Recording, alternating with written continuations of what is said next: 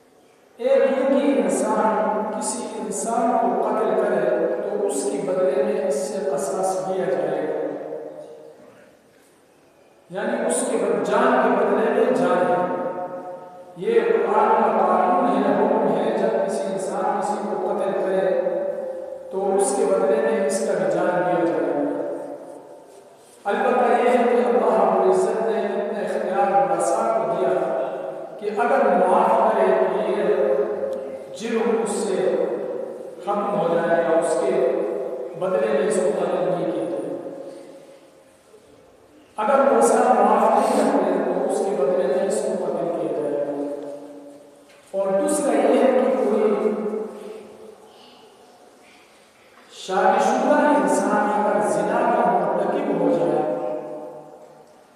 تو اس کی سزا اسلام نے سنسار رکھا ہے کہ اس کو پتھر مار کر اس کو قتل کیا جائے.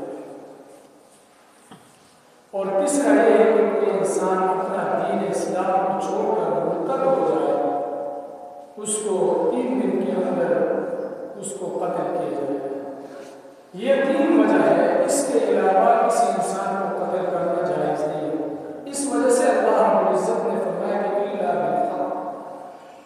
اور دوسری جگہ میں جہاں بھی قتل کا ذکر کیا اللہ رب العزت نے اس کے ساتھ حق کا لفظ استعمال کیا اس لیے کہ انسان کو 3 وجوہ پر قتل جائز ہے. اس کے علاوہ اس کا قتل جائز نہیں ہے. تو آج کل معاشرے میں یہ قتل و غارتگیری کا جو دور ہے یہ بہت زیادہ ہے. معمولی باتوں پر لوگ ایک دوسرے کو قتل کرتے ہیں. معمولی باتوں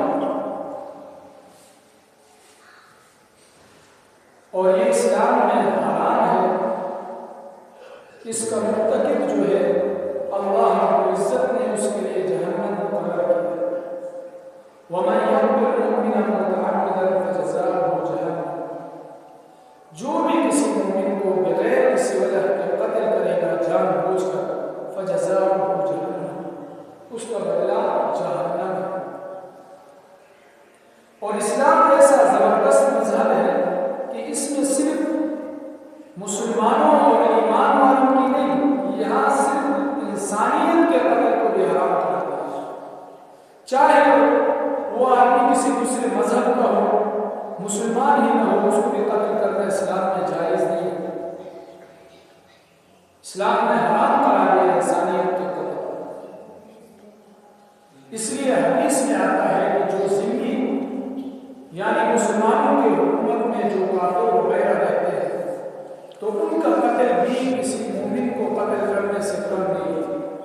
وہی حکم لاگو ہوں گے جو کسی مسلمان کو قتل کرنے پڑے. اسلام نے ذمہ کے خون اور اس کے مال کی تحفظ کی ہے. اور کسی مسلمان کا قتل تو بہت بڑی بات ہے. حدیث میں آتا ہے حضرت اسامہ بن زید رضی اللہ تعالی عنہ کی روایت ہے. ایک دفعہ ہمیں آپ صلی اللہ علیہ وسلم نے قبیلہ جہیلیہ کی طرف بھیجا جہاد کے لیے. تو ہم وہاں گئے اور صبح کے وقت ہم نے حملہ کیا. اور اسی دوران میں نے ایک انصاری صحابی کو دیکھا کہ کوئی کافر کو پکڑا ہوا ہے قتل کرنے کے لیے, لیکن اس نے کلمہ پڑھ لیا. تو اس انصاری نے اس کو چھوڑ دیا. تو میں نے جا کر اس کو قتل کیا. یعنی میں نے یہ سوچا کہ یہ تو ابھی ڈر کی وجہ سے کلمہ پڑھ رہا ہے اور یہ ہے کافر. پھر بعد میں جب ہماری واپسی ہوئی تو نبی علیہ السلام کے پاس جب یہ واقعہ کی خبر پہنچی تو مجھے بلایا اور مجھے کہا کہ آپ ایک آدمی کو کلمہ پڑھتے ہوئے قتل کیا. یعنی ایسے ناگواری حالت میں, ناراضگی کی حالت میں مجھے کہا. اور میں نے تو کہا, میں نے کہا کہ یا رسول اللہ وہ ڈر کی وجہ سے کلمہ پڑھ رہا. تو نبی علیہ السلام نے میری بات نہیں سنی. بار بار یہی کلمہ دہرا کے کہ آپ نے ایک کلمہ پڑھتے ہوئے مسلمان کو قتل کر دیا. یہاں تک کہ مجھے اسامہ رضی اللہ تعالیٰ عنہ مجھے افسوس ہوا اور مجھے ایسا لگا کہ کاش میں آج ایمان لیا. پہلے ایمان نہ لاتا تو یہ کام مجھ سے نہ ہو. تو انسانیت کے قتل اتنا بڑا جرم ہے اور اتنا بڑا گناہ ہے. اور ایک دوسرے واقعہ بخاری شریف میں ہے کہ آپ صلی اللہ علیہ وسلم نے کچھ لوگوں کو ایک دوسرے علاقے کی طرف بھیجا جہاد کے لیے. وہاں بھی ایک صحابی نے ایک آدمی کو پکڑا اور اس کو قتل کیا. اس نے کلمہ پڑھا لیکن اس نے نہیں مانا اس کو. جب یہ واقعہ آپ صلی اللہ علیہ وسلم کے پاس آئے تو آپ صلی اللہ علیہ وسلم نے اس صحابی کو بلایا اور اس سے فرمایا کہ آپ نے کلمہ پڑھتے ہوئے آپ کو قتل کیا. تو اس نے یہی بات کی کہ یا رسول اللہ وہ ڈر کی وجہ سے پڑھ رہے. تو آپ صلی اللہ علیہ وسلم نے فرمایا اشفق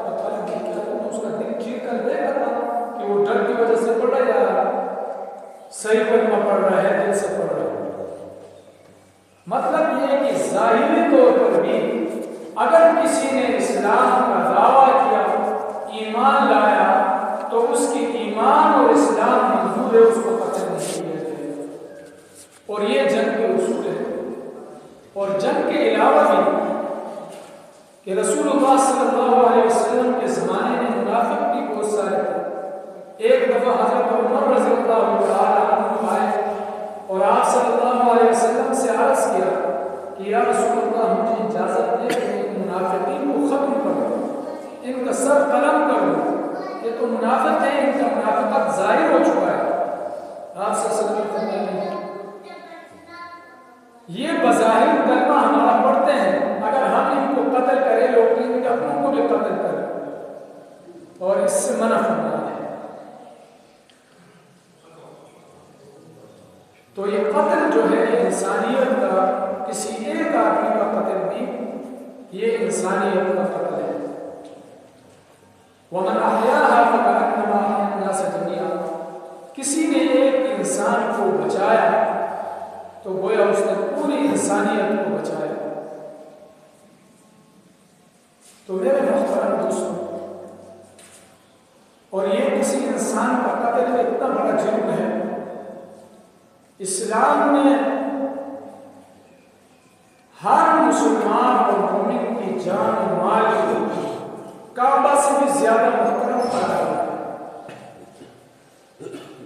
چنانچہ حدیث میں آتا ہے آپ صلی اللہ علیہ وسلم نے ایک دفعہ کعبے کو مخاطب کر کے فرمایا کہ یہ کعبہ ہمیں آپ کی عزت اور آپ کی مہک، آپ کی خوشبو، آپ کی برکت، آپ کی بلندی، ہمیں سب کچھ منظور ہے کہ آپ اتنا بڑا محترم جگہ ہے اور اللہ رب العزت کا پسندیدہ جگہ ہے، لیکن ایک مسلمان کا جان و مال آپ سے زیادہ محترم ہے، یعنی مسلمان کا جان و مال کعبے سے بھی زیادہ محترم ہے۔ تو اسی انسان کو، اس مسلمان کو قتل کرنا، اس لیے اللہ رب العزت فرماتے ہیں کہ وَمَن يَقْتُلْ مُؤْمِنًا مُتَعَمِّدًا فَجَزَاؤُهُ جَهَنَّمُ، جو بھی کسی مومن کو قتل کرے گا اس کا جگہ جہنم ہوگا۔ تو میرے محترم دوستوں، جو اللہ کے خاص بندے ہوتے ہیں وہ اس گناہ سے اپنے آپ کو بچاتے ہیں، وہ کسی انسان کو قتل نہیں کرتے، کسی مسلمان کو قتل نہیں کرتے، اور اسلام نے یہاں تک منع فرمایا ہے۔ حدیث میں آتا ہے کہ آپ اپنے ایک دوسرے کے ساتھ جب تمہارا کسی وجہ سے ناراضگی ہو جائے، ایک دوسرے کے ساتھ اگر بات چیت میں طرف کلامی ہو جائے تو پھر صرف ڈرانے کے لیے بھی ایک دوسرے پر اسلحہ مت ڈالو، یعنی اسلحہ نہ اٹھاؤ۔ خالی کسی مسلمان کی طرف کر کے اسلحہ اٹھانا ہی یہ حدیث میں منع کرا، یعنی اسلام نے اس کو بھی جائز قرار نہیں دیا، تو پھر قتل تو دور۔ تو میرے محترم دوستوں، معاشرے کی اصل خرابی لوگوں کے دین سے دوری، لوگ دین کے اچھی باتوں سے دور ہیں، اور اللہ نے جو صفت بیان کی ہے ایمان والوں کی اچھے صفات، یہ چیزیں ہمارے نظروں سے دور ہیں اور ہمارے کانوں نے کبھی سنا نہیں۔ وجہ اس کے یہ ہے کہ لوگ خود دین کی طرف آتے نہیں ہیں، اس لیے دین کے اکثر اچھے باتوں سے بھی لوگ بے خبر ہیں، انہیں معلوم نہیں ہے کہ یہاں اس کام کی کتنی فضیلت ہے اور اس کام کے کتنے وعید ہیں، اس چیز سے بے خبر ہے۔ یہ بے خبر ہونا یہ کوئی عذر نہیں ہے، یہ ہماری اپنی وجہ سے ہے، ہم خود اس طرح ہے۔ ہم نے کبھی دینی حلقے کی طرف، دینی اجتماع کی طرف ہم نہیں آتے سننے کے لیے۔ اگر کسی وجہ سے، کسی مجبوری کی وجہ سے بیٹھنا پڑے تو پھر وہاں بھی ہم جس یہاں ہونا قلبی لدیکم کہ جسم تو یہاں پڑا ہوا ہے، پھر پتہ نہیں کہیں اور ہے، انداز سے ہم بیٹھتے ہیں، اپنی اصلاح کی نیت سے، اپنے دل کے اخلاص کے ساتھ کسی دینی حلقے میں بیٹھنا، کوئی دینی بات سننا، یہ انسان کے دل پر اثر کرتا ہے۔ آج کل یہ اثر کا نہ ہونا یہ بھی ہماری اس وجہ سے ہے کہ ہم اس چیز کو اپنے لیے ضرورت ہی محسوس نہیں کرتے۔ اگر جمعے کا بیان ہو، جمعے کا واعظ ہو، نصیحت ہو، بیان ہو، تو مقرر صاحب، خطیب صاحب، واعظ صاحب اور امام صاحب ممبر پہ بیٹھے ہوا ہے، اس کے لیے تو یہ ہے کہ وہ لوگ آئے یا نہ آئے بس بیان شروع کرے، اور ہمارا طریقہ یہ ہے کہ جب بیان شروع ہو جائے ہم اس انتظار میں ہوتے ہیں کہ یہ بیان جب ختم ہو جائے پھر ہم جائیں گے مسجد کی طرف۔ ہم اس بات کو نہیں سمجھتے کہ یہ بیان جو ہو رہا ہے قرآن اور حدیث کی بیان ہو رہا ہے اور یہ ہمارے لیے ہو رہا ہے، تو ہم اسی وقت مسجد میں آتے ہیں جب امام صاحب خطبے کے لیے کھڑا ہو جائے یا نماز کے لیے کھڑا ہو جائے۔ تو یہ جمعے کا دن جو ہے اکثر واعظ، بیان اور مسائل اسی میں بیان کیے جاتے ہیں، لیکن ہمارا حال یہ ہے اسی وجہ سے ہم ان مسائل سے بھی بے خبردار ہوتے ہیں، ہمیں خبر ہی نہیں ہوتی۔ اسی طرح مساجد میں درس قرآن، درس حدیث، اسی طرح قرآن پاک پڑھانے کے لیے تعلیم، یہ ہر مسجد کے ساتھ لازمی حصہ ہوتے ہیں۔ کسی نہ کسی طریقے سے مساجد کے اندر لوگوں کے اصلاح کے لیے کوئی نہ کوئی ترتیب ہوتا ہے، چاہے وہ تعلیم کے حوالے سے ہو، چاہے مسائل کے اعتبار سے ہو، چاہے دوسرے سلسلے کے اعتبار سے ہو، کسی نہ کسی طریقے سے لوگوں کے اصلاح کے لیے مساجد میں حلقات قائم ہوتے ہیں۔ لیکن لوگوں کا حال یہ ہے کہ لوگ اس میں بیٹھنا گوارا نہیں کرتے، وہ اپنے لیے اسراف ضائع وقت سمجھتے ہیں کہ یہاں بیٹھ کر ہمارا وقت ضائع ہو۔ بہت کم مساجد ایسے ہوں گے جہاں درس قرآن نہ ہوتا ہو، یا درس حدیث نہ ہوتا ہو، یا تعلیم کا کوئی حلقہ نہ ہو، بہت کم مساجد۔ اکثر مساجد میں آپ دیکھیں گے الحمدللہ علماء بیٹھے ہوئے ہیں، امام حضرات بیٹھے ہوئے ہیں، وہ اپنے روٹین کے مطابق درس حدیث بھی دیتے ہیں اور درس قرآن بھی دیتے ہیں، لیکن لوگ اس کی طرف لوگوں کی توجہ کیا ہے؟ 3-4 آدمی ہوں گے وہاں بیٹھنے والے، باقی سارے لوگ چلے جاتے ہیں۔ تو یہ لوگوں کا درس حدیث اور قرآن میں نہ بیٹھنا اور چلے جانا، یہ اس بات کی گواہی دیتا ہے کہ اس کو اس درس قرآن اور درس حدیث کی ضرورت نہیں ہے، یہ پڑھا ہوا ہے، پہنچا ہوا سرکار ہے، اس کو قرآن مجید کے تمام تعلیمات اس کو ازبر یاد ہے، احادیث مبارکہ کی تمام تر ترجمے اور تمام تر جو بیان نبی علیہ السلام نے وہ سب اس کو یاد ہے، اس کو ضرورت نہیں ہے ادھر بیٹھنے کی۔ تو بیٹھنے والے 3-4 آدمی ہوں گے وہ بیٹھتے ہیں، یا یہ ہے کہ وہ سمجھتا ہے کہ یہ ہمارے لیے ضروری نہیں ہے، یہ تو 3-4 آدمی بیٹھے ہوئے فرض کفایہ ادا ہو رہا ہے ان کے لیے ضروری ہے۔ یہ ہمارا حال ہے کہ ہم قرآن سے دور ہیں، حالانکہ اگر انہی آدمیوں کو بٹھا کے ان سے اگر وضو اور استنجے کے بھی مسائل پوچھا جائے تو شاید کسی کو استنجے اور وضو کے مسائل یاد ہوں، اور یہی وجہ ہے ہم مسجدوں میں دیکھتے ہیں کہ بعض دفعہ ایسے آسان مسائل ہوتے ہیں، لوگ اس پر عمل پیرا نہیں ہوتے، عمل نہیں کرتے، جب بتاتے ہیں لوگ کہتے ہیں یار ہمیں پتہ ہی نہیں پڑتا۔ بہت سارے مسائل ہیں، تو میرے محترم دوستو یہ چیزیں دین سیکھنے کے لیے، لوگوں کو اصلاح کے لیے یہ چیزیں مقرر ہیں، یہ اللہ رب العزت کی طرف سے ہے۔ اب اللہ رب العزت نے 1,24,000 انبیاء بھیجے ہیں، وہ انبیاء آ کر دنیا میں یہی تعلیم لوگوں کو دیتے تھے، قرآن اللہ کی طرف سے جو کتابیں ان کو دی جاتی تھی، جو احکام دی جاتی تھی، وہ لوگوں کو بیان کرتے تھے،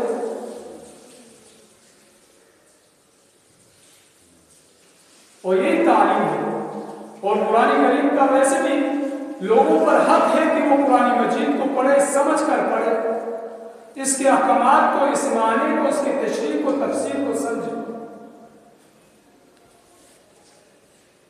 اور ہمارا تو حال یہ ہے کہ ہم تو ان کے تشریح اور ترجمہ تفسیر کو تو چھوڑ دیں، ہمیں قرآن سے پڑھنا نہیں آتا۔ اگر کسی کو مجبوری ہو، قرآن کریم پڑھنا نہ آتا ہو، تو اگر وہ درس میں بیٹھے، قرآن مجید کا درس ہو رہا ہے، اس درس میں بیٹھے تو اتنا تو ہوگا کہ مسائل تو سنے گا، قرآن کے ترجمے کو اللہ پاک نے جو آپ کے ساتھ ہم کلامی کی، آپ کو جو احکامات دی، وہ تو آپ کے سمجھ میں آئیں گے۔ اگر یہ بھی نہیں، آپ کہتے ہیں کہ یہ بھی سمجھ میں نہیں آتا، تو درس میں بیٹھنے کا ثواب تو آپ کو ملے گا، ثواب سے تو بالکل خالی نہیں ہوگا۔ اگر آپ 10-15 منٹ اس درس میں یا کسی دینی حلقے میں آپ بیٹھ جائیں گے تو اس کا ثواب تو آپ کو ملے گا، 10-15 منٹ آپ اچھی جگہ میں بیٹھیں۔ اور قیامت کے دن حدیث میں آتا ہے کہ ایک ایک وقت، ایک ایک لمحہ، سیکنڈ کا قیامت کے دن سوال جواب ہوگا۔ صرف ان اوقات کے سوال جواب نہیں ہوگا جو کسی دینی عبادت میں گزرا ہو، یعنی آپ کا وقت نماز میں گزر رہا ہے، تلاوت میں، یا کسی دینی حلقے میں آپ بیان سن رہے ہیں، تو اسی اوقات کا سوال جواب نہیں ہوگا قیامت کے دن۔ اس کے علاوہ جتنے وقت آپ گزاریں گے، ایک ایک سیکنڈ کا اللہ پاک پوچھے گا۔ تو ہمارا اکثر کیا ہوتا ہے کہ کوئی دینی اجتماع ہو، دینی حلقہ ہو، درس قرآن ہو، درس حدیث ہو، یا کوئی اور دینی حلقہ ہو، یا کبھی کبھار ہفتے میں کوئی ایک بار کوئی مہمان آ جائے گشت وغیرہ کے لیے، تبلیغی بیان ہو، تو ہمارا کیا ہوتا ہے، ہم اس میں نہیں بیٹھتے ہیں، باہر جا کر اکیلے اپنے لیے 2-3 آدمی مل جاتے ہیں، ہم بیٹھ کے گپ شپ مارتے ہیں، وہاں ہمارا وقت گزرتا ہے۔ لیکن اسی دین کے حلقے میں اور دین کے اس بات کو سننے کے لیے ہمارے پاس نہ وقت ہوتا ہے، ہم اس کو پتہ نہیں کیا سمجھتے ہیں۔ تو میرے محترم دوستو، لوگوں کا اس طرف رجحان بالکل ختم ہو چکا ہے، اور یہ آخری قیامت کی نشانیوں میں سے ہے۔ تو ہمیں چاہیے کہ ہم اپنے آپ کو قیامت کی نشانی نہ بنائیں۔ اگر دین کے حلقہ ہو، ہم ادھر بیٹھے دین کی باتیں سنیں، اگر کوئی بات سمجھ نہ آیا اس کو پھر دوبارہ پوچھیں، پھر بھی اگر سمجھ نہیں آیا ثواب تو مل جائے گا۔ قیامت کے دن اس وقت کے بارے میں تو نہیں پوچھا جائے گا۔ اگر اس کے بجائے ہم چلے جائیں گے تو ہم ان 10-15 منٹ میں کیا کون سے دنیا کو ہم پتہ کریں گے کہ 15 منٹ پہلے ہم نکلے جائیں۔ اور یہ بڑے افسوس کی بات ہے، بعض اوقات تو ایسا ہوتا ہے کہ امام سلام پہلے تو ادھر سے سب خالی ہو جاتے ہیں، نماز کے بعد تھوڑی دیر اللہم انت السلام منک السلام کے لیے نہیں بیٹھتے، پتہ نہیں ہے کہ یہ اتنا جلدی جا کر یہ کیا کرتے ہیں، ان کے کیسے کتنے ایسے اہم کام رہ چکے ہیں، یہ جا کے وہ کام کرتے ہیں، سمجھ نہیں آتی یہ بات کہ امام سلام پہلے